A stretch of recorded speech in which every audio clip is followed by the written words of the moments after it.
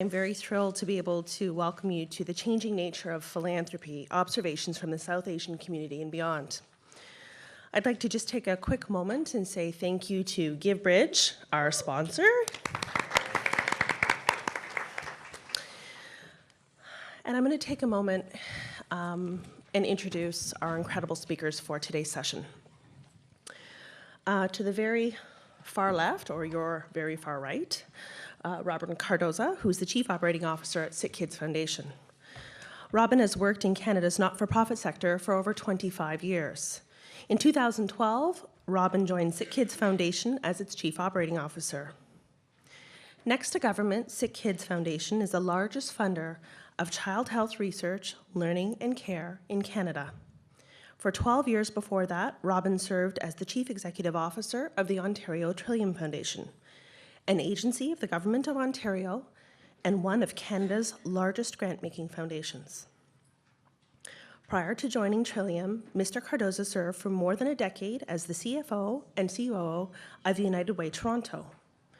Mr. Cardozo currently serves on the boards of Centennial College and the Ontario Not-for-Profit Network, and recently completed a term on the board of Bridgepoint Active Health. In 2013, Robin was awarded the Lieutenant Governor of Ontario's Medal of Distinction in Public Administration. Right beside Robin, I'd like to welcome Ratna Omidvar, who's the Executive Director of the Global Diversity Exchange at the Ted Rogers School of Management at Ryerson University. Ratna is the founding Executive Director of the Global Diversity Exchange at the Ted Rogers School of Management, Ryerson. GDX is a think tank and do tank on diversity, migration, and inclusion that connects local experiences and ideas with global networks. Previously, Ratna was the president of Maytree, a private foundation known for its work on poverty reduction, immigration integration, and inclusion, and diversity in the workplace. She is the chair emeritus of the Toronto Region Immigrant Employment Council, co-chair of Diversity, a Greater Toronto Leadership Project, and a director of the Canadian Club of Toronto, the Environics Institute, and Samara. Not an overachiever much, Ratna. Ratna was appointed to the Order of Ontario and is a member of the Order of Canada for her advocacy on behalf of immigrants and for her devotion for reducing inequality in Canada. In 2014, Ratna received the Cross of the Order of Merit from the Federal Republic of Germany in recognition of her contribution to the advancement of German-Canadian relations. Right beside Ratna, I'd like to welcome Kulvir Singh Gill, who is the board chair of the William Osler Health System Foundation. Kulvir has more than 14 years of experience in strategic planning, innovation, and organizational effectiveness. Mr. Gill began his career with the Oliver Wyman as a management consultant before holding several management positions with Bear Gold Corporation. He is currently a senior principal at Clario Partners, an innovation and growth consultancy. Mr. Gill holds a Bachelor of Science and a Bachelor of Commerce from the University of Calgary. He is a 2011 Action Canada Fellow and a founder of the Seva Food Bank, close to my heart. He also serves as the chair of the board of directors for the William Osler Health System Foundation and has served on the board for Habitat for Humanity in Brampton, Ontario. He also recently served on the Transit Investment Strategy Advisory Panel for the Premier of Ontario, and in 2012, Kulvir was a recipient of the Queen Elizabeth II Diamond Jubilee Medal. He lives in Brampton with his wife, parents, and 2 boys. And last but not finally least, Archana Sridhar. Archana Sridhar is the Assistant Provost of the Office of the Vice President and Provost at the University of Toronto. She received her Juris Doctor degree from Harvard Law School in 2001, and in 2006-2007 was a Fulbright Scholar in Guatemala City, investigating the legal frameworks of Guatemala's philanthropic sector. Archana has experience as a university administrator at the University of Toronto Faculty of Law, York University, and Indiana University. She's practiced tax and not-for-profit law as an attorney in Boston and worked in advancement at the humanitarian organization Research International. She's a co-founder of the South Asian Philanthropy Project, a charitable organization which fosters philanthropy among South Asians in North America. Please welcome our phenomenal panel.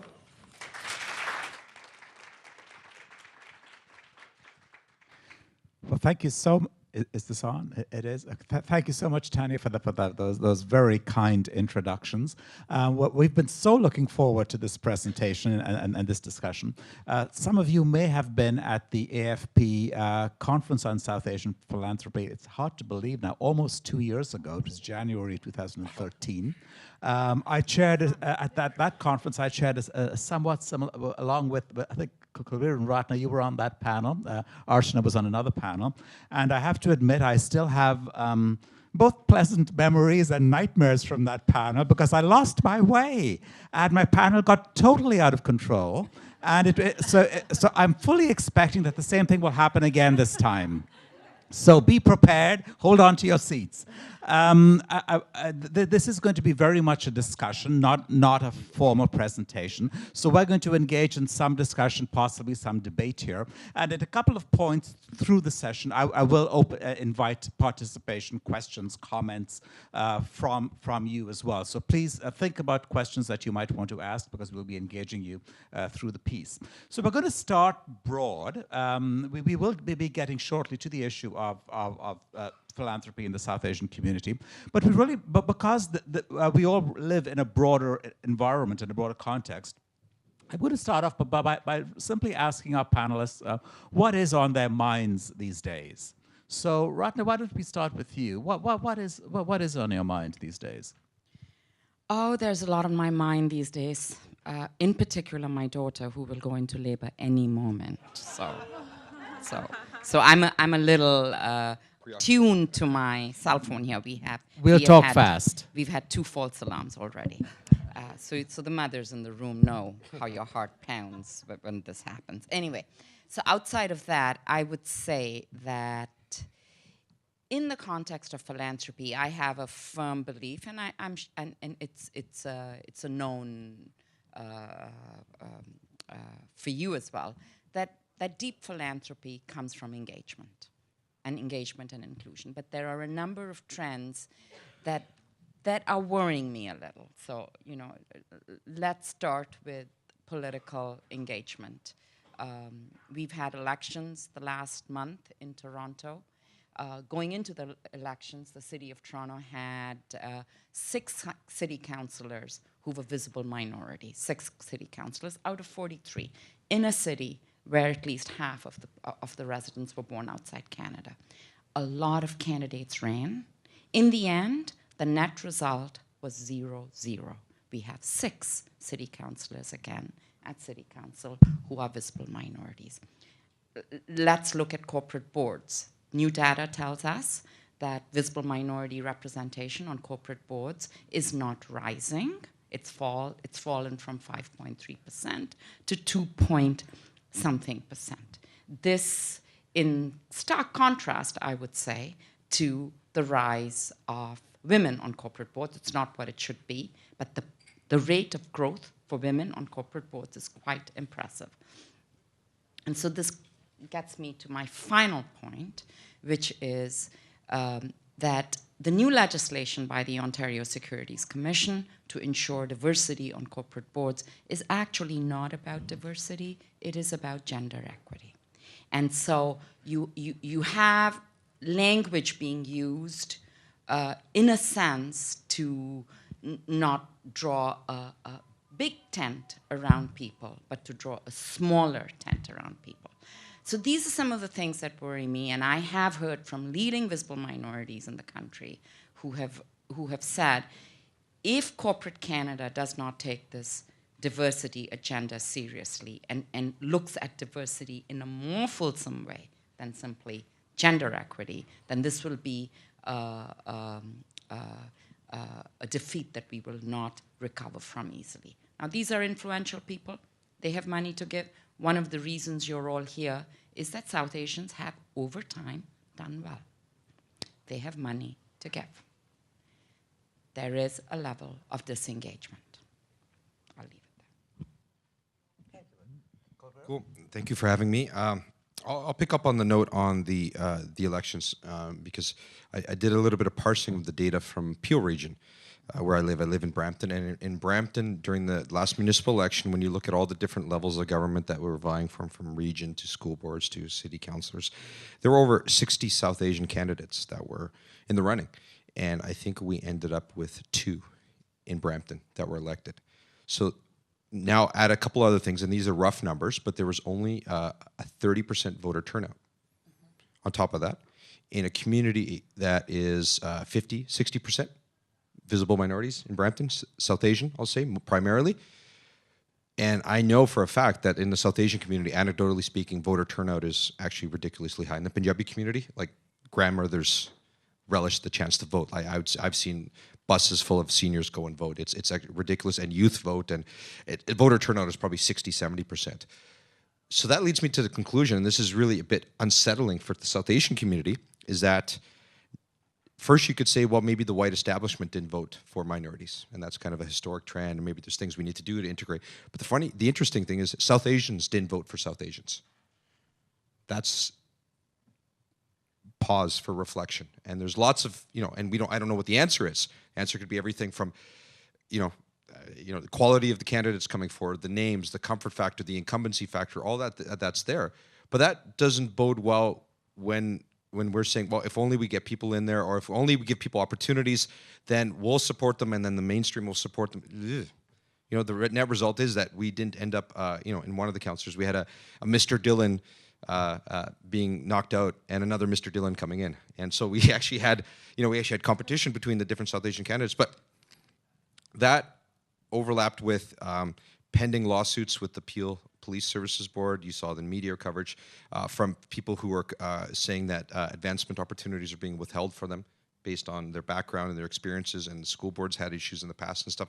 So for all the progress we had, I still see reservations, and for the South Asian community, for all the wealth and all the generosity they have, representation is very important. Seeing themselves in the community. I can't tell you how many, I have the real good fortune of being on the foundation board, and I have seniors coming up to me and saying, you're on the hospital, it's great to see you on the other side, feels like we're part of this hospital.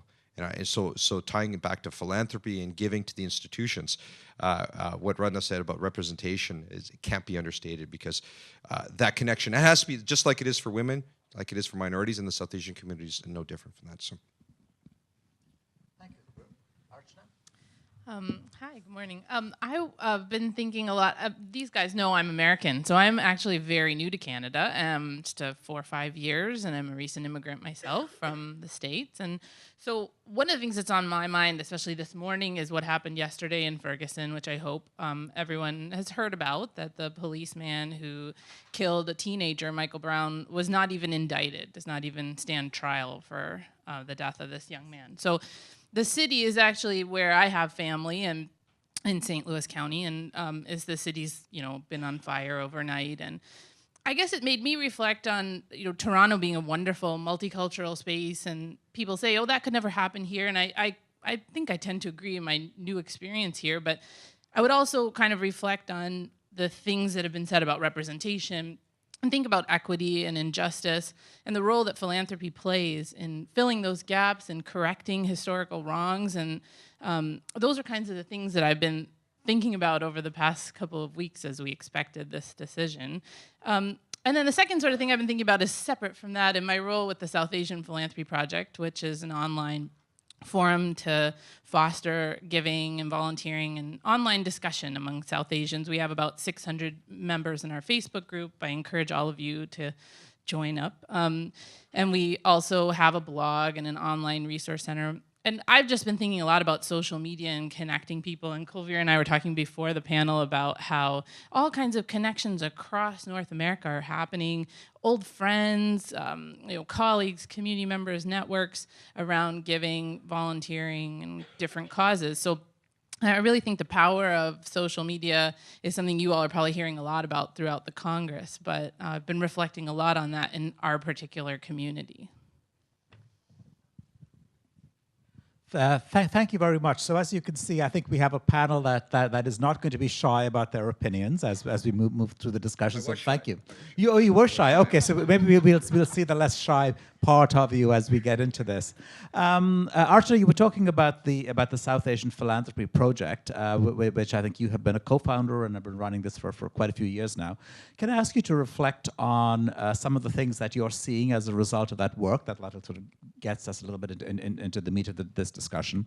And also, if you could reflect while you're doing that on some of the differences that you might see between US and Canadian participants in the South Asian Philanthropy Project. Yeah, thank you. So the South Asian Philanthropy Project is a side project. As they mentioned, I actually work for U of T as my full-time job, but on the side, we have this wonderful forum that I run with two former colleagues and classmates who both live in Chicago. So it is interesting to have this comparative perspective. And I would say in thinking about, I look back at some of the writing that I've done. There's a wonderful special issue of The Philanthropist on inclusive giving.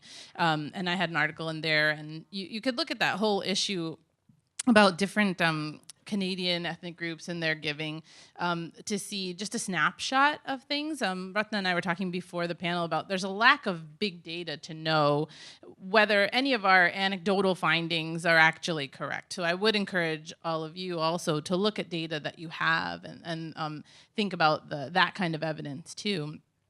My main thoughts in our project over the years, as founded in 2008, is first, there's an incredible diversity within the South Asian community. So as fundraisers for you all, I would encourage you, as with any kind of fundraising, building relationships with individuals and engaging people and networks is really the most important. You'll find there's diversity on language, religion, country of origin, and all of those things are important to be sensitive to and recognize where your entry point and who your mediators are in those communities.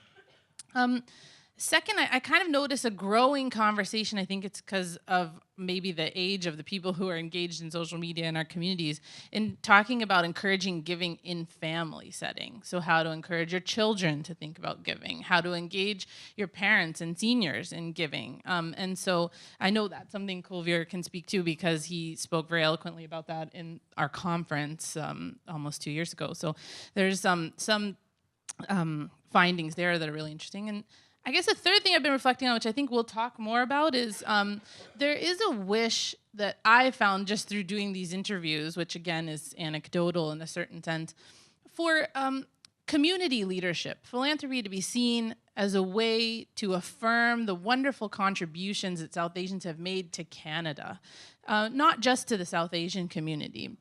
Our community has been engaged in giving beyond South Asian causes, so hospitals, universities, all kinds of organizations. I think there's always a wish there's always a wish for personal honors and individual recognition, but beyond that, I found a really huge desire for giving to be reflective of community leadership and a way for non-South Asians in Canada to recognize the wonderful contributions of South Asians to Canada's welfare. So I think that's an important point, to learn the story of the community's contributions. As you were speaking there, Archana, you were referring to the diversity within the so-called South Asian community, and I was just thinking about the four of us sitting here, and just the incredible diversity that we represent. Obviously gender, but cultural backgrounds, first generation versus second generation, the professions that we work in, religions, and the list goes on and on. And I don't know that how many of us, I don't know how personal I can get here, but I don't know how many of us actually might relate to being South Asian primarily. I mean, I guess I think of myself as perhaps I'm a professional in the not-for-profit sector, and I'm a gay dad. Those are the things that sort of define most of my living life, and I'm a South Asian, and so that there are so many things that are part of my life that for organizations that are trying to perhaps attract us or relate to us, our South Asianness may or may not be a primary driving factor. Kulvir, I know you've been giving that quite a bit of thought. Tell us about Sarah McLachlan and other things that define you. Yeah, I think actually that's funny. Ken Mayhew, my CEO from the Osler Foundation, is in the audience here, and we had the good fortune of dancing in the front row to the Tom Cochrane concert that we organized for Osler last night, and I was probably the only Sikh man dancing in the audience. And I was probably the only one that knew the words to Life is a Highway and Big League and all the songs that I grew up on, because I'm from Calgary. And that's what we lived. That's what I listened to when Much Music came to town in 1988 and came on public on free TV, right? So the point around diversity within diversity can't be understated, and I think people in this room get that now. But the South Asian, let me just address the South Asian umbrella from my perspective. Nobody in the community calls themselves South Asians to each other, right? You know, we're South Asians. We hang out with South Asians. No. You know, I'm, you know, my, you know, who are you? What are you? I'm Canadian. I'm Punjabi background. I'm Sikh. I'm, you know, Calgarian. I'm Bramptonian. I'm a dad. All those things apply, and when we get together in the community, it's under some of those other labels. South Asian is something that is, it's a double-edged sword, and I shied away from it extremely for a long period of time. And I was very defined in saying, well, how can you say South Asian? That's like, you know, a third of the world's population under one term. But then when you start lobbying, that's actually a good thing.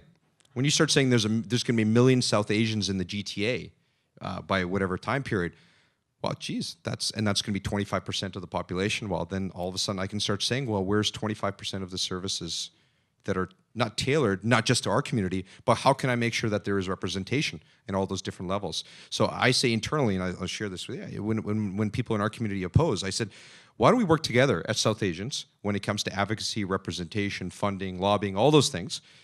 And when we get the money, then we'll fight about the Gujaratis versus the Punjabis versus the Sindhis versus Bangladeshis, and then we'll figure out, because at that level, the diversity within diversity kicks in. So absolutely, you need a South Asian strategy of some sort. But when it comes to dealing with local populations, if you're in Brampton, you're going to be dealing with the Punjabi population. If you're in Scarborough, it's going to be much more of a Tamil population. And if they're South Asian, right? And in different parts of the city, you're going to be different. So recognize that we as a community are using South Asian to our advantage. I think we're playing the game. But also recognize when you come to us with the South Asian ask, you're probably gonna, it's, you know, when you're trying to be everything to everyone, you're nothing to no one. South Asian is kind of how we see that in our game, or at least I see it in my reference. I think that's one of the distinctions, Robin, you'd asked about between America and Canada is here the South Asian community is very concentrated in urban areas. So I was looking at some of the demographics information last night, whereas in America, there are a few points of concentration, but South Asians are generally spread across the whole country. And they don't use the word South Asian. Yeah. They don't. They're quite proud to say we're Indians. Indian. And there is none of that. Ooh, I learned very quickly when I came to Canada that you don't say you're an Indian. Yes. There's a lot of political correctness around other, you know, so we won't go there. But you learn that terminology matters. I thought South Asia was a place somewhere outside India. I really did. I said, where in the world is that? We don't think of ourselves as South Asian. Sorry for interrupting, but I think... I think that's right. And so I think in America, you'd have much more of a pan-Indian identity that can really go across the whole country. You'd see different networks forming that way. Whereas here, the political mobilization is slightly different and also targeted by urban region in some of the ways that Kulvir and Ratna spoke about earlier. On the issue of identity, I'm going to take a bit more of a nuanced view, partly because I'm a lot older than you young Czechs. I understand when people say, I'm more than a brown man or a brown woman. And you know, you're likely to get more money out of me if you speak to my interest in gardening as opposed to my interest in whatever else it is. But the truth is, we're all human beings, and you cannot take away our race from us. It is front and center, and people are curious about it. So I no longer get offended. I know there are people in the room who get offended when they are asked, where do you come from? Well, I come from Canada. No, I am Canadian now. I came from somewhere else. I'm happy to tell you that story, that personal narrative. So I'm far more laid back today about these issues, about recognizing that I'm this and I'm that. And if you see me in one way, then that's not something to to negate in any way. So I think understanding that everyone is made up of many parts of your life, your narrative, is important. Getting back to philanthropy, I will say representation, engagement makes a huge difference. I will shortly go on the board of a major healthcare organization. And that has come about, A, I'm interested in the cause, but B, because their senior level leadership looks like my culture. And there's not just one, there are a couple. So I've checked it out, and I understand where they're coming from. And their board is not as diverse, but we are beginning there. And I'm pretty sure that, that if things go well, we'll be able to raise money for them. But it starts with engagement and representation. The most offensive, and I know we're going to get to offensive parts later, so maybe I should hold it. But the most offensive ask, is, I'm leaning in now. is when people have come to me at Maytree, where I was until 2 months ago, and have said to me, you know, you're a prominent member of the South Asian community. Our organization really does good work. Your community has done really well. How can we get money from them? Really? Is that where you want the conversation to start? In comparison to another healthcare organization, which you'll all know, wonderful organization, Gift of Life, which has really tried hard to get South Asians, in particular, to sign on to organ donations. Our levels of participation in that registry are very low. That conversation has started at the right place. It has started with engagement, education, awareness, and slowly it will grow. The nuance, you're going back to, you know, you're a person first. I think this is what makes life challenging and interesting for fundraisers, is because I wear, overplayed joke, I wear many hats or many turbans, as I usually say. Sometimes I give as a dad, sometimes I give as a spouse, sometimes I give as someone interested in innovation and creativity. Sometimes I give because I'm Sikh or I'm Punjabi, and all these different things. It's just like all of us. We don't all give because we're part of a certain demographic. We give because something in the narrative of that organization has struck a cause with the diversity within each one of us. And I think that's where fundraising needs to start moving towards, is that, yeah, at a macro level, maybe you have a broader strategy around a particular community group, but then you have to start understanding the nuance within that community group. And even in my own family, my parents give to the hospital, but they give for a different reason than I give. They give because they received exceptional life-saving care at the hospital, and they give as patients. I give because I see the role that the hospital plays in the community and the leadership role it's taken around diversity and inclusion, and that speaks very closely to me. So understanding the narrative, and just like any organization, if I can give one little story. I heard this in this, it's a totally different world. I got to spend time with the chief marketing officer of Virgin. So this is Richard Branson's right-hand marketing guy. He's retired now, but they spent, Virgin is one of these coolest companies that everyone wants to work for, and they do all these crazy things. Sometimes they fail, sometimes very successful, but they always do crazy things. And they don't even know why they did them. So they spent this exercise years trying to figure out what it is about them that's their secret sauce. Because it comes out in different ways. They're in airplanes, the cell phones, they're trying to put people in space, all these things. So they spent a year asking everybody, what is it about us that makes us different? And they came up with this one-liner that they'll never ever tell the world. But it's almost like it's written on the hand of every person in the organization before they go out and speak. And that for them, and this you'll see here, they say, we don't just play the game, we change it for good. And they never say that anywhere. But when you look at everything they've touched, that's their mantra.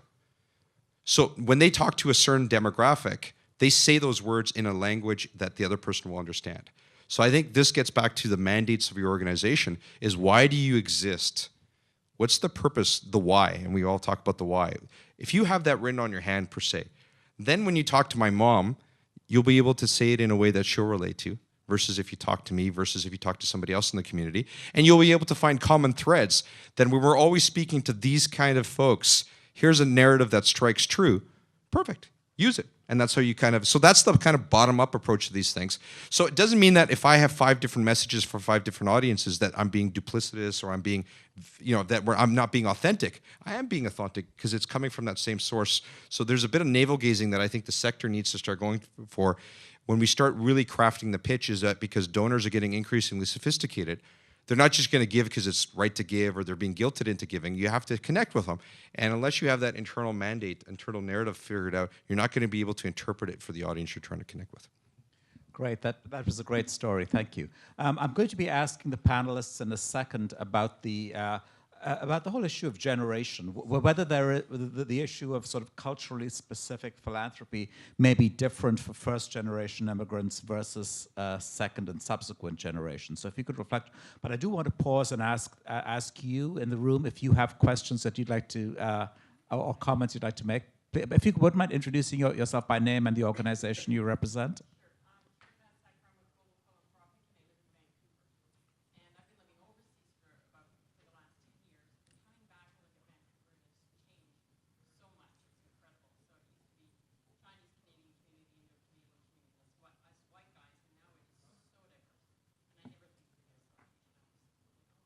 Indo-Canadian in BC. Yeah, that's the term. Yeah. But when I look at the nonprofit sector, I don't see that diversity reflected across meetings, and you talk to people, and they're all saying, "How do we engage?" You can't just go and pick somebody up and put them on the board. But you talk about that representation, but sooner or later, somebody has to get the ball rolling. And yes, there is a huge amount of diversity within the community, and people are grappling with how do you deal with that. So part of it is what comes first. Do you go and I know I understand it's insulting, but how do you start that engagement process? How do you get people to say we need representation? It's the same thing with gender. If you don't ask somebody to be part of it, you never reflect that, and then people don't get engaged. So before I come to the panel and hold that thought, I'm going to ask if anyone anyone else in the room would like to address that question. How to facilitate and encourage engagement, and reflect on that. But I think Ratna was so go for it, Ratna. Well, I think that's an excellent question, because I really do believe that financial support comes through engagement. We did some research a few years ago with Ryerson in the city, and we asked organizations in the GTA, which is one of the most diverse jurisdictions in the world, we asked boards, how come in a city like Toronto your board is not as diverse as it should be? And we got, without overgeneralizing, we got one narrative, which was, we know we need to diversify our boards. We don't know who the people are. We then went and asked the people. We then went and asked leaders on, up-and-coming young people on Bay Street, in universities, in consulting companies, in the media, and said, how come you're not on a board? And they said, nobody asks us. So I think it's an issue of supply and demand, and I'm delighted to tell you there is an instrument that corrects that. It's called Diversity on Board. It will be offered through Ryerson in Vancouver as well, and it is quite simply an online governance training platform that matches minority candidates to not-for-profit and public service boards. So we can talk more about what that is later, but... And so just on that point, I'll just add to the commercial for Diversity on Board, because I personally, Diversity on Board helped me get onto a board of a large not-for-profit that I targeted, wanted to get onto, and it was through Diversity on Board that I ended up there. So we have another question. Just one perspective go on for that. it. Then we'll come to so Ratna made very much, I think, about the lack of a marketplace connecting supply and demand for existing talent and existing leaders that are ready to go and have, need small amount of orientation, but have huge ability to make contributions.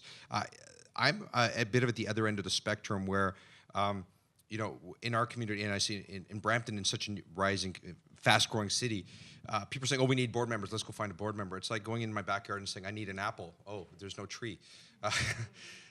You got to start planting the seeds for these things early, and if we're going to develop, and this is the whole thing around leaders. Leaders don't drop from the heavens; they're made, right? They're made through opportunities and challenges and people growing through the organization and developing an affinity for the cause and developing relationships and trust and working our way through.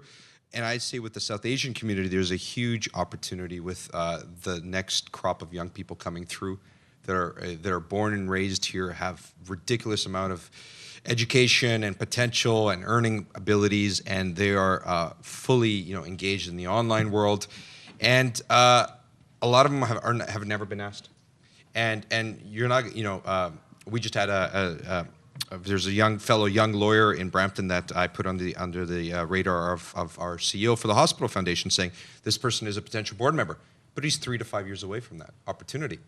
So we don't just say call it back in 3 years and see if he's ready.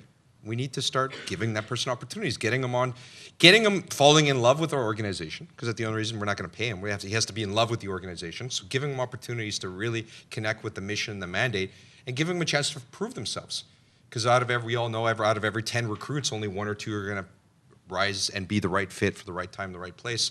So I think there's a real need to not just look at the top of the house, but saying, what are we doing to start planting the seeds? And there are people, and I've been getting young people, United Way did a great job of this with Gen X.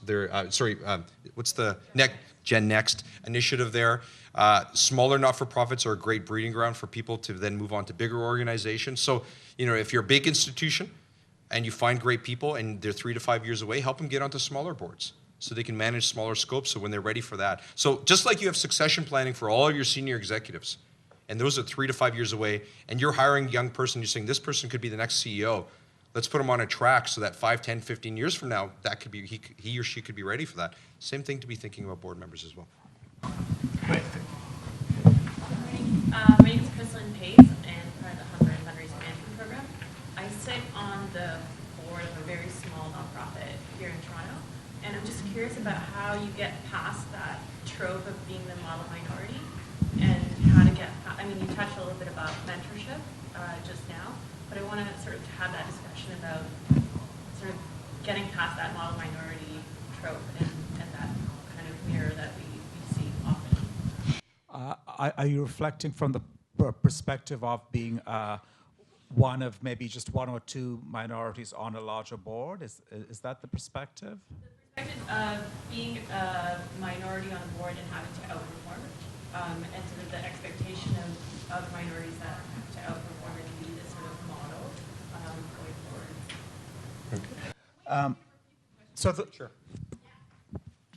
So my question is just about how to get past this idea of being a model minority.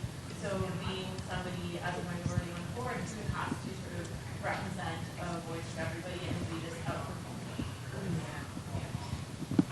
So maybe I'll jump in with 1 or 2 personal reflections from my own experience, and then invite my panelists to participate. One of the things that I found was that yes, people would sometimes be turning to me as being the South Asian representative or what have.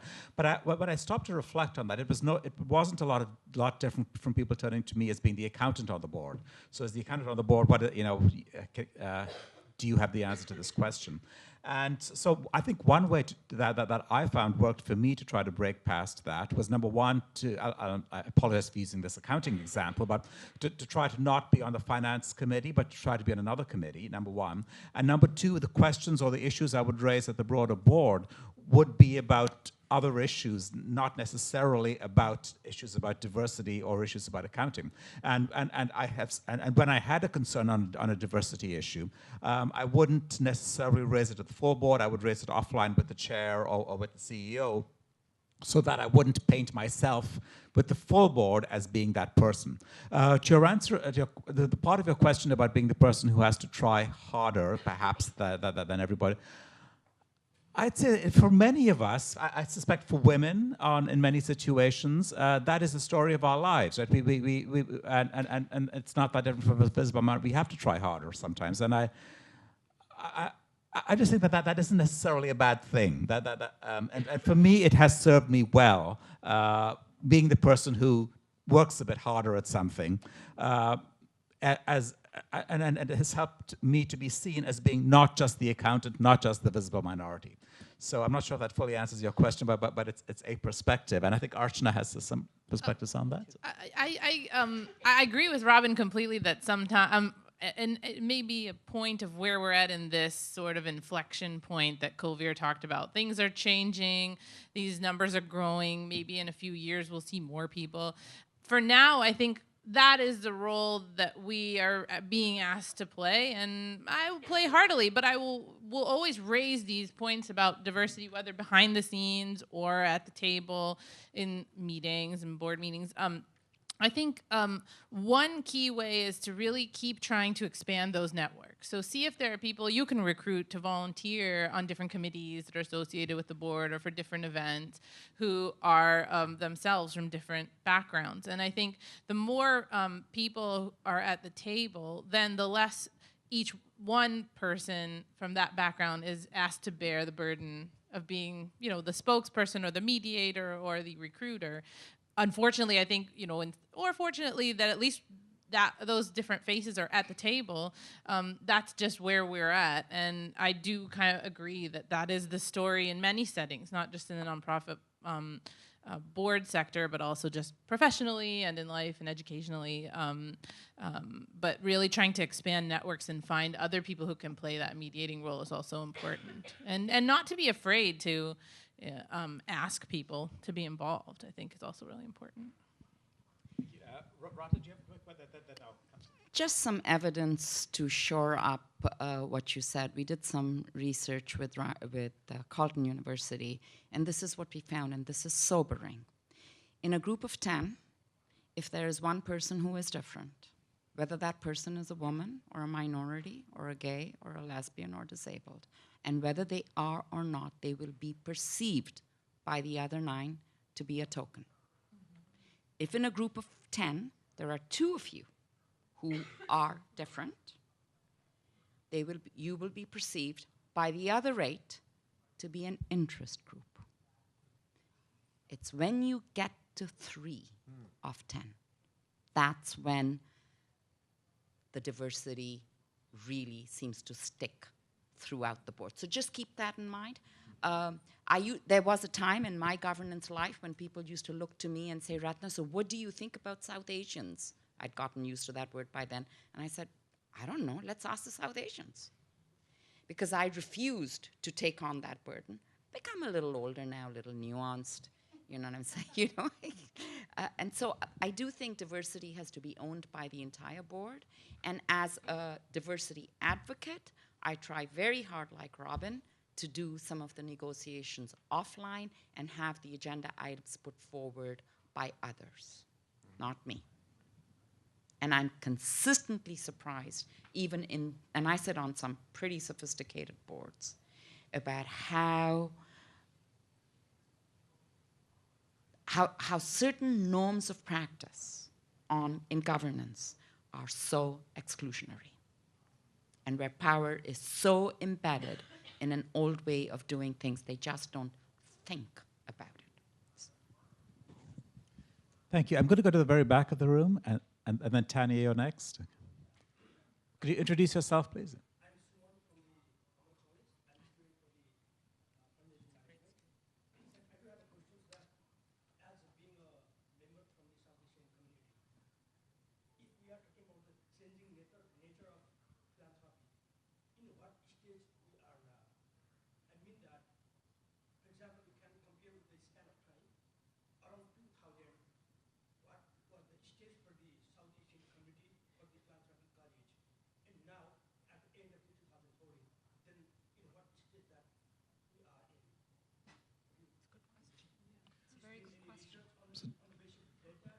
Do we have data? That's a very good question. It's an excellent question. Well done. I love that school, by the way, and congratulations to the school and to the students who are here.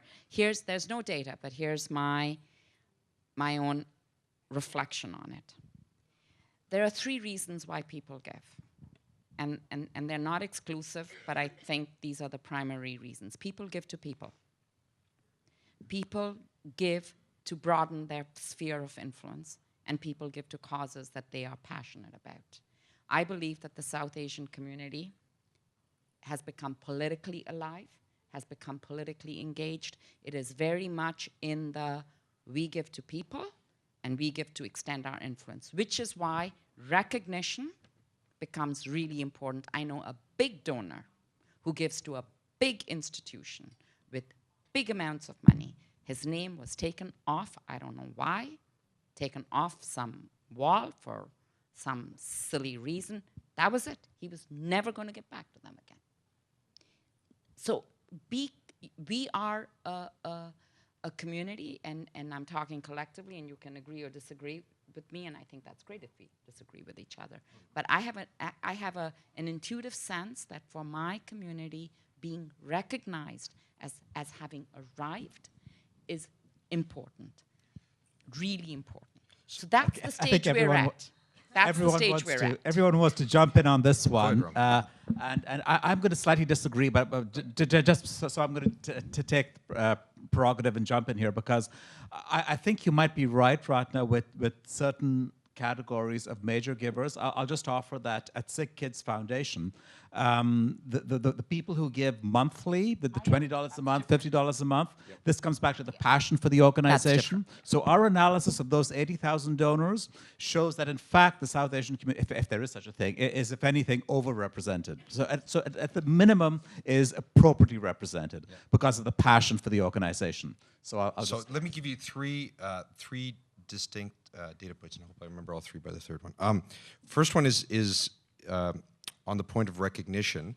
If you go to a gurdwara, a Sikh house of worship in India, all houses of worship are led by donations. I always found this odd, but in some of these gurdwaras, down to the blades on the ceiling fans have people's names written on them, of people who have given. Like down to the blades, every inch of everything, and you're just like, wow, right? Like it's just, and in my youth, very outraged, and I'm like, well, at the end of the day, if that's what it took to get this place built, that's what it took. But that's one example of that kind of people wanting to see their name up in lights, and we just, we deal with the South Asian media. I just did for the food bank, we just did a huge radiothon with the community, and the biggest egos were dealing with the media guys and making sure they were getting recognition for the work they were doing. And so called in and he thanked this person but didn't thank me, and the pettiness of that we all have those areas. So there's folks like that give in. There's folks that will give.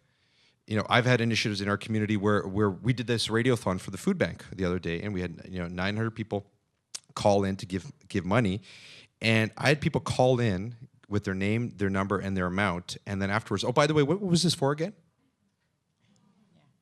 That's the level of trust they have for the right people and the right context, the right environment, and this is a lot of this has to give around faith, right? Because they give in the name of something or the institute. So there's a level of trust either with the faith, the organization, the institution, where people will give just because if they know that this group is asking, they're worthy enough, and I trust them enough that it's worth giving to. And then the third one, last one I'll give is that other than the name, and this is really important, and I would say this for all, because we have diversity of South Asians, you guys add your color, but within the Sikh community, this real sense of we have arrived is really important. It's really important on an individual level, and it's really important on a collective level. There are, Guru Nanak emergency departments in Etobicoke, at Brampton Civic, as well as Surrey Memorial. There is a Guru Nanak Healing Garden in Edmonton. There's a Guru Nanak eye clinic at the Calgary Children's Hospital. And just this last week, there was a huge radiothon that happened in Calgary and Vancouver with Red FM. And those in BC probably know that they raised $900,000, and one of them was for the Mata Tripta birthing unit at, I think, at Peter Lougheed Hospital. And Mata Tripta is the mother of Guru Nanak, or the founder of the Sikh faith. So in the name, there's a real sense, and this is all communities, but there's, in our community, and people say to me, I see saint this, I see father this, I see sister this everywhere. Where are our rallying cries? Where are our prophets, our leaders? Where are their names up on things? And my answer is we're not going to take those other ones down. That's recognition of their support. We're going to build our own, and we're going to have contributions to the organization in the name of something. But I'll end with this, is that for the Sikh community, you put the Guru's name on something, and that's it. They're going to, hell or high water, they're going to make that happen. And this is what, at William Osler, This was the call they made on the Guru Nanak Emergency Department. It was probably the only time, one of the only times where something high profile, the naming rights were given away before there was a deal with the community and before a cent had been raised. It was in recognition of the support of the community, that the Sikh community is such a huge contributor that we're going to name the emergency department after them. And so our rallying cry was in the community, was the hospital did their job. Now it's our time to do ours, and we raised $4.5 million for the hospital. So this sense of recognition is really, really important. Yeah, that's a great story. Archana, and then after that I'll go to Tanya and Barb. And I would just wholeheartedly agree on the recognition point. I guess what I would want to say is when Robin asked us to reflect on kind of most offensive asks or things like that, I can't think of a most offensive ask. The two things I could think of are, one, when people don't ask at all or don't engage. I find that pretty offensive with communities outside themselves. And also when you sometimes hear anecdotally, oh, it's so much work to raise money from South Asians. You say, wait a minute, I think it's a lot of work to raise money, you know, all of you know that's your work. And so I think the point there is this question of recognition, at least in our, again, anecdotal, but dozens of interviews that we've done and the kinds of things we see in the forum online, is people have a wish for recognition because they want to be seen on the wall as a part of Canada or America. I mean, because we sort of look at both places, but they want to be seen as leaders. They want to be accepted by the community, and I was going to say mainstream, but that's a loaded word. And so I think in thinking about recognition, what does that really mean? Well, it's telling the story of that community's contributions to the welfare of other communities and the larger community and the society we live in. So I kind of think to shift the way we think of recognition, not purely selfish. And then the other piece on engagement that Ratna mentioned, we were talking beforehand about the lack of big data, which has come up a lot in this conversation. But we did speak with there's a professor at University of California, Riverside, who does work on political engagement in the Asian American community in California. And they did a large-scale survey with a lot of data. Unfortunately, they didn't ask a lot about philanthropy, from what I understand. But one of the findings that we heard about was, if people are politically engaged abroad, they were more likely to be politically engaged here. When sort of my hypothesis would have been, oh, if they're more engaged abroad, maybe they care more about abroad than they would here. I would think the same thing kind of applies in philanthropy, that if you're more engaged in philanthropy anywhere, India or in Canada or the States, maybe you're more inclined to be engaged in all kinds of philanthropy, not just around one cause. So kind of trying to find those people who are really engaged leaders, no matter what they're doing, in whether it's business leaders, often in our community there's a lot of entrepreneurship, whether it's civic engagement, finding those people and getting to know them and getting to know their networks and talking to them about their communities and sort of the different kinds of diverse groups within the South Asian community they may come across or be part of. I think that would be key to engaging them as well. Thank you. So we'll go to Tanya and Barb, but then I'm going to put out a question as well to the broader audience. Well, I think we're doing really well with sharing stories here, and it occurred to me that it might be interesting to hear from you about success stories with either with segments of the South Asian community or indeed segments of any culturally specific community that could be a learning that could be borrowed across the work that we do. So if you could, I'll ask everyone to reflect on that, and I'm going to go to Tanya next. Thank you. Hi, my name's Tanya Little. I'm with Good Canada. My question was actually, I was reflecting a lot on the conversation around boards. And my question is, I think it's great when boards start to make that transition to inviting the community in and truly being community-based. The question is, from your own experiences and lenses, how have you found the organization's readiness for change? In other words, to go from this idea that this is not about the representation of one, it is actually about community and shifting that conversation. Because like you had started to comment on, I think a lot of organizations have best intention, but the follow through. So truly being welcoming to the community and starting to shift their language and their style and their openness to change. And Barb, you had a similar question or related issue? No, but I have a story that may be partly an answer to that. Go for it, Barb. My name is Barbara McInnes, and until quite recently I was the CEO of the Community Foundation in Ottawa. I'm retired now. But we, in my last year with the foundation, we underwent a year-long exercise in thinking about diversity. And it started with our annual evaluation, board performance, self-evaluation. And on the question of how are we doing with diversity, we got such a variety of answers. And nobody thought we were doing okay. People thought we were doing terribly or terrific, right?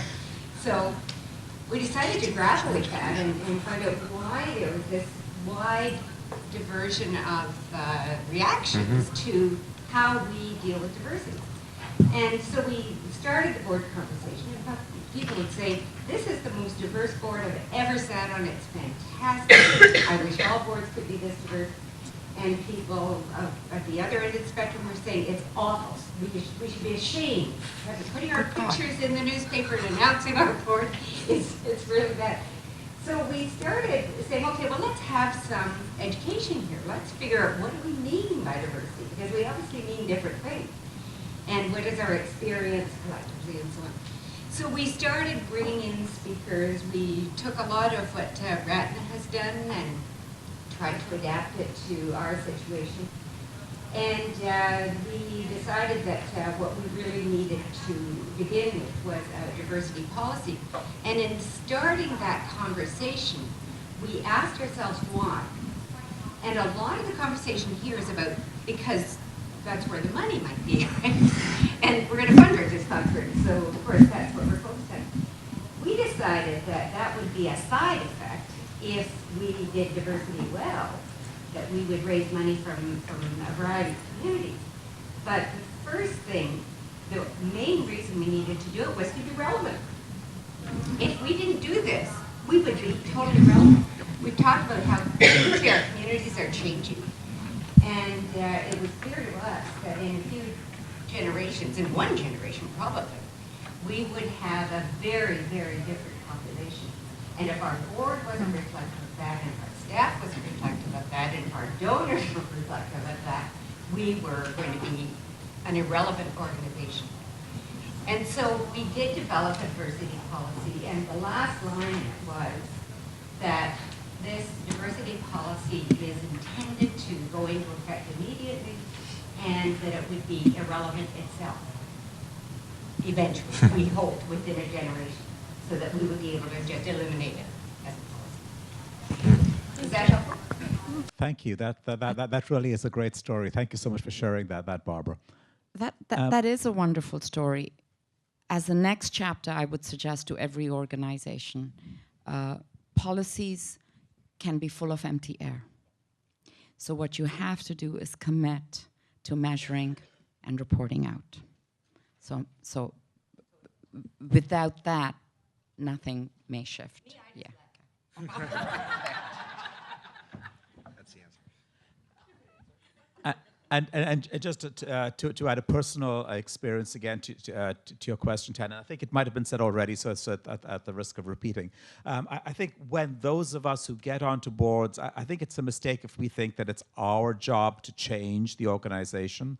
It's our job to influence and be catalysts, but in most cases not able to, as a board member, as one board member, change the organization. So in terms of being a cat, I think Ratna mentioned the opportunities to work behind the scenes, if appropriate, as well as to make sure that we're not being pigeonholed as being the spokesperson for the community, but also to be active for the opportunities to and keep an eye out for the opportunities to raise the issues as and when appropriate in the right setting. So, thank you.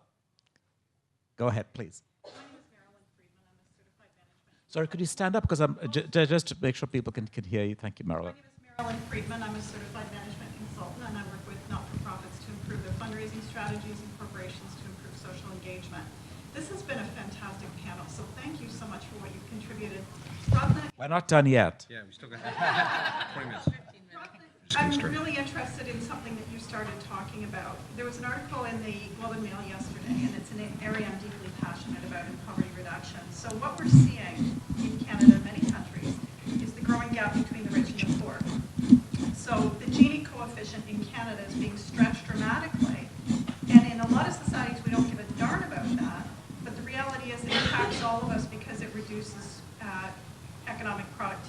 we should care. In my work in poverty reduction in Canada and internationally, what I've seen in Canada is that there are two groups in particular we need to be concerned about. Newcomers in the first 10 years get trapped in terrible situations that are unimaginable, and we should not allow it, and we've got to stop it. We also see it with Aboriginal Canadians. So I believe passionately that we can't leave people behind. One of the things that disturbs me is we're coming into a major federal election next fall, and poverty is not on the agenda. Nobody even wants to talk about it. And I'm wondering what your thoughts are when you talk about civic engagement. How do we get people to care about this? Because it really feels like, you know, it's like telling somebody that they need to go in and get their teeth cleaned. It's like the last thing they want to think about. What are your thoughts on that, please? You're wanting me to get political. Sorry, well, I forgot my... I think civic engagement is a sort of a broad catch-all term. I believe that if you can find a particular issue that people are passionate about and get them to say yes to that issue, whether it's childcare, which is now an emerging issue in the federal scene, or it's what are we going to do about our natural resources, you will see that actually the level of engagement is very high on particular issues that seem to engage people. Poverty reduction, it's something I've worked in all my life. I think the gap between rich and poor seems to engage only the chattering classes and the economists. The gap between rich and poor, yeah, I've heard people say, well, always been there. Now the people at the bottom are better off than they were before. That's sort of their thing. I think you have to make it real in terms of in poor families, children don't have enough money to go to birthday parties. Okay, that the federal strategy to compensate people directly for their costs of childcare does not make sense. I'm getting political now. I'm at a university. I'm allowed to say what I think. Whew, thank God. So I would say there are some of those issues. I'm being also given. So one area that I've been exposed to in the last few years is through the organization we helped found was the Seva Food Bank, which is an attempt by next generation Sikh youth to start engaging on social issues in our own backyard. So we started an organization called Sikhs Serving Canada, and the food bank is one of our first initiatives. It serves about 500 families in Mississauga. It's a mainstream organization, serves about 8 postal codes in the community, and the attempt is to mobilize the goodwill of the Sikh Canadian community and the South Asian community in general to impact poverty in our own backyard. And the first question we got when we started this whole thing was, why are there food banks in Canada? And this is, we have a whole bunch of Canadians here, and new Canadians especially, who are struggling, but they're coming out of it, and they're not aware of poverty in our own backyard. So the stat that is now sticking in my Punjabi community is, I said, over 13% of kids in Peel go to school hungry at least one day a month. Jaws drop when they hear that. 1 million people in Canada use food banks every month.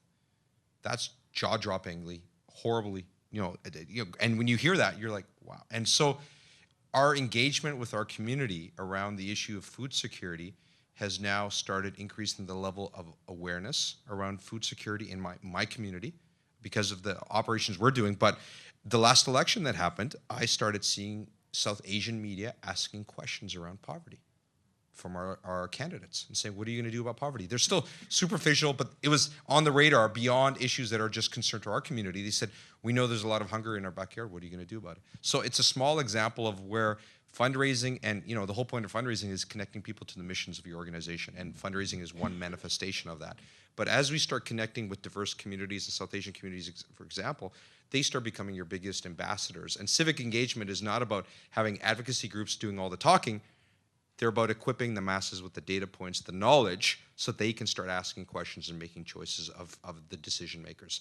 And so I see the role of fundraising is that you're not just selling people to give, you're getting them to engage and get educated. And once they do that, that's where the civic engagement is going to come from.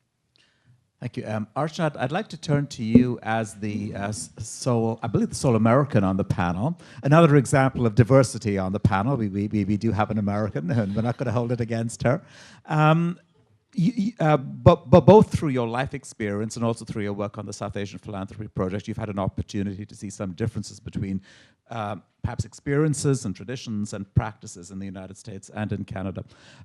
Be interested in your views both on this most recent discussion about poverty and how much that might be an issue for the South Asian community that you see in philanthropy in the States, and also any other differences that you see between philanthropy in the States and Canada.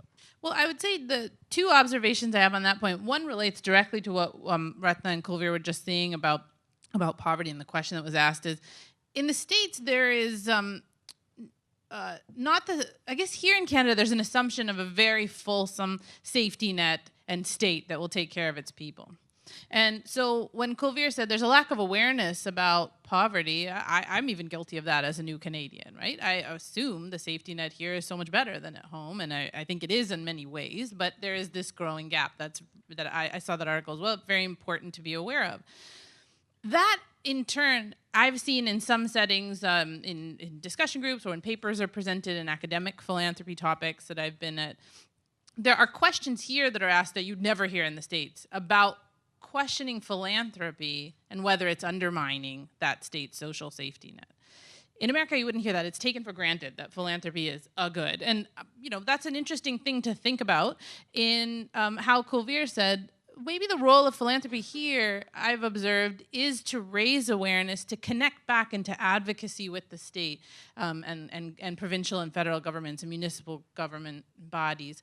So I think there's a different role where in America they're actually providing services that the state absolutely will not and has not historically provided. And that's part of America's unique philanthropy history. I think that's one huge difference that you see. And then I think the other one is how that sometimes comes out in terms of tactics. In America, you just get asked all the time. I must get asked once a week from my various universities to give. I mean, at the bottom of the newsletter, huge ask every time. Here, I do think there's a bit of a hesitation. In fact, when Robin asked us to reflect on offensive things, it's to me always not taking an opportunity to ask, but I guess here people don't do that as much. So I was at a huge event. I won't name the organization, but it was a South Asian sort of heritage kind of event, and it gave a beautiful talk at the end. And there was a whole room of South Asians, and then nobody asked them to give. And I was like, wait a sec, you got a room full of families and people who benefit from the services you provide, and nobody asked. And so I think, as an American, that just comes off like, wait a minute, what happened? But I don't know if that's because you all do fundraising differently. Maybe you're going to go and ask them later and follow up with all the people who came. And, so I think that's, those are the kind of two examples. There's no hesitation of asking for money all the time, and people are used to being asked. So those would kind of be the two main differences that I would see. Quickly, because I would like to one observation. And I work almost exclusively in the U.S. now, and so I work in the corporate sector in the U.S. And one observation is, and this is a broad-based one, but in the U.S., the assumption is that when there's a social problem of some sort, there's hunger in the community, there's something, let's get folks together, start an initiative of something, and let's go make it happen. Right? Let's go get together and out of our church or out of our faith group, or out of a community center, let's mobilize and let's go take care of whatever that problem is. And we'll scale it and we'll use social media to do all that. But that's always been the kind of the barn raising kind of mentality of the US, and which one of the things that I think is amazing about in Canada, and I see this even with newcomers and especially in our community, if there's a problem, the assumption, why isn't the government doing something about it? Right? And I think this is something that's deeply, so as our sector, this is something we need to champion, is that yes, the government has a role to play, but the government's budgets are stretched beyond belief, and we already know about all the things that are coming down the pipe. So something, yes, we need to lobby, but there's also something about ourselves and our need to mobilize ourselves around it. You're going to disagree? I'm going to disagree. I'm going to disagree. I have worked in philanthropy for 15 years. I know how flirtatious philanthropy is. I know. I do not believe that to meet our basic needs, we should not rely on philanthropy. We should rely on our government to redistribute tax income in a way that meets the needs of people. Now, having said that, there are always needs that are not going to be met. But I believe that the role of organized philanthropy, and I'm talking about organized philanthropy, is to be the trim tab of society, to sort of provide to be the R&D lab, to develop policy options and policy innovations or practical solutions, and then say to government, we've taken the risk, we've done the testing, it's time for you to take it up. I mean, I'll point out to a wonderful program run by the Omega Foundation called Smart Saver. Who knows about it? Thank you, at least one person knows. And she's from Ryerson, well done. Which encourages low-income people to put money in their banks for their children so that the government can match it.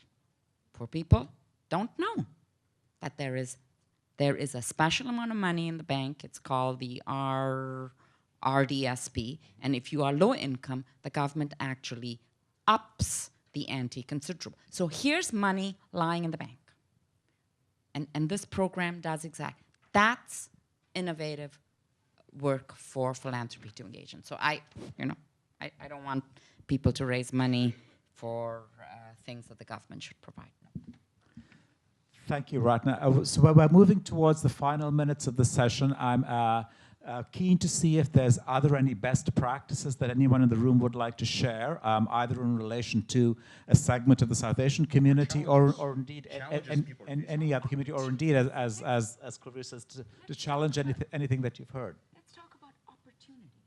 So exactly. So best practices, opportunities, anything that anyone would like to share.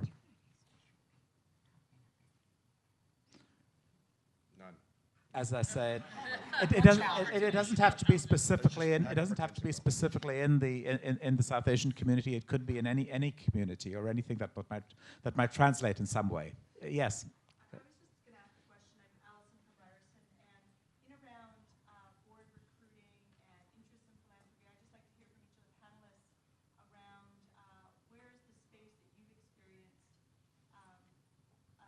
the most change, I guess I would say, in a board in some way, shape, or form to reflect the diversity of the city of Toronto in some way. So I have a story that goes back 20 years that I'm happy to share, and that's United Way of Toronto 20 years ago. And when I came on, it was just starting to happen, and during my decade at United Way of Toronto, I witnessed significant change in terms of representation, and it really was, I think, picking up on a couple of the themes here. It was working initially with some of the, if you might, community leaders or people who had good networks within the community initially, and then building on that as well. I think a point that Kulvir made that worked well at United Way was the committee structure, so that people may not necessarily be ready for the board yet, but had all kinds of potential who joined committees and then graduated onto the board. And that was the process was long, but it was, again, to Barbara's point, backed up by a policy that was supported by the board and supported by the organization, and a recognition that change was not going to happen overnight. Other practices? Yeah, a quick one about a change I was lucky to be a part of when I joined Habitat for Humanity Brampton. One of the challenges they had is they were building houses for low-income families and in providing, and it's an amazing organization. I was just very happy to be a part of it, and they were struggling to find families. And I was, how could you have a hard time finding families for this? And a question, this was in Brampton about 10 years ago now. I said, so where are you guys advertising? They're like, well, we're everywhere we need to be. I mean, what do you mean? Well, we're in the Brampton Guardian. We're in all the churches. We're on all the community centers. And I said, all the churches in the Brampton Guardian. Nobody I know reads the Brampton Guardian, unfortunately, if there's any Brampton Guardian reporters. And most of us don't, I haven't been in a church in a while, right? And it was just totally mind-boggling. And it was just, this was 10 years ago. So they've come a huge way. So I can tell the story because they just didn't have, they wanted to change. There was a huge recognition of change that the city has changed around them, but they didn't know how. And I wasn't going to be the bastion of that and make everything happen. I was just one person. So the thing I push for is, who are you recruiting as your young volunteers? and we started getting a whole bunch of young volunteers on the ground, like the kids, the high school kids. I said, start bringing, and it was all, when I looked at the volunteer base, it was all 60s, 70s, a lot of retirees. And they were awesome because they could help during the day, they could run the restore. I said, we need a youth engagement strategy. So we started hiring a whole bunch of young kids. And that fresh blood that was diverse, new ideas, didn't know the old way of doing things, started tipping the scales on stuff. So I think, at the top, we can only influence things, like it was said. Our job as a board is to make sure that the leadership is there, that is willing to set the policies, put them in place. But then I think we start sprinkling this thinking across the organization and finding a whole bunch of new champions in the organization. I think any organization you start getting young people in, it's going to change the entire face of the organization. So that's overall arching kind of suggestion. Okay, we're going to move to wrap up. Thank you very much for that. So I'm going to ask each of the panelists as we wrap up for a final observation, reflection, and maybe on a note of hope or optimism, a best practice you've seen, something that you've heard today or in your own experience that suggests opportunities for organizations to build on their relationships with the South Asian community. So, Archana, can I start with you? I would say this has just been wonderful discussion, and that hour and a half passed like 5 minutes. So I do thank all of you for just being such great participants. I think I would just do sort of a rallying cry at the end and say, if you look around and you only see one person who's a visible minority in the room with you at any given time, in a board meeting, and a committee, at an event, I think it's time then to do some soul searching and say, well, is this really reflective of the community that I live in and the values that we have here in Toronto and in Canada in terms of multiculturalism? And that it takes a lot of hard work, and that I mean to come off as positive and optimistic, that you'll be building all kinds of new and wonderful relationships, meeting people from different parts of the world with different life experiences and learning from them. And I think Toronto is an amazing place to do that in every interaction, but to make sure that you're doing that work and that it is really wonderful for us to be building those relationships in advancing causes that we care about. So really looking around and being reflective. Thank you, Archana. Kulvir? Sure. A few years ago, this is personal reflection, I realized I was part of this Action Canada fellowship, and there was one fellow that came through the program that I just struck a chord with me, and he was in the political world, and he knew nothing about Sikhs, and he knew Sikhs were very engaged, and he asked me some high-level questions, very sensitive. I said, hey, guy, from now on, I'll be your chief Sikh advisor. Anytime you need anything, anytime you need anything, big, small little things, let me know. And he was actually a staffer for one of the big politicians. And so he'd call me from events and he goes, what's going on in the community that I can tell my boss so he looks good in front of the folks? And I said, oh, here's what's happening. I asked somebody to talk about this. Just one-off things. And it would go and work. But it was that connection with the community. And I was joking because he became my chief gay advisor and my chief Jewish advisor. And I got 2 for 1 in him. It was fantastic. But he was a guy that I could ask all the horrible questions that if anybody else asked me, I'd get slapped for. Because I was, we're all cumbersome in these areas. So because we come from diverse communities, don't assume that I have any sense of sensitivity or empathy across all levels of diversity. I'm diverse, and I talk about diversity from my own lens. But put me in a room of people that are totally unlike me, I'm going to stumble through it just like everybody else. And so being a friendly face, having that advisor in that community, whatever you're trying to reach out to, having a personal connection so you can learn on a personal level makes all the difference in the world. Thank you. Ratna? This has really been a terrific discussion, but I do want to leave you with a sense of hope. Because there are opportunities. And I think one of the things to realize is the South Asian community is very, very, very diverse. And we've heard about one faith community here, the Sikh community, which is really outstanding in the way it has organized under Kulvir's leadership and the leadership of others. But there are other faith communities, and whether or not South Asians observe their faith, they observe their cultural traditions. And the cultural traditions are opportunities for engagement.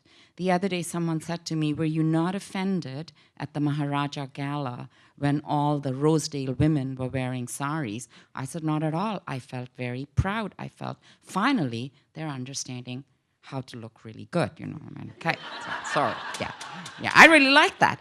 But I would suggest and there are, I mean, we are a culture full of traditions. We tie strings around our brothers' hands once a year, and we adopt brothers, by the way, by the million, because every brother you tie a string around has to give you money. Think of that. Diwali is a huge celebration, and whilst there are trillium galas that bring out the big donors who buy tables for 5,000 because their neighbor has asked them, people give to people. Nobody is doing crowdfunding around Diwali. And finally, I will say to you that I think South Asian women are ready to organize and donate around issues of violence against South Asian women. Thank you. I think I'll just end on a note that in terms of optimism for me, I think one thing that I was really struck with in today's discussion was simply the incredible diversity within this panel, diversity of backgrounds, of interests, and really a small snapshot of a small segment of representation within the South Asian community. And I think the other thing that came through loud and clear was the passionate engagement in being Canadian. If I may include you in that, Archana. You're one of us now. An honorary Canadian for the day, which I think is all of which I think bodes really well for the future of Canada. Thank you very much for joining us today. Please.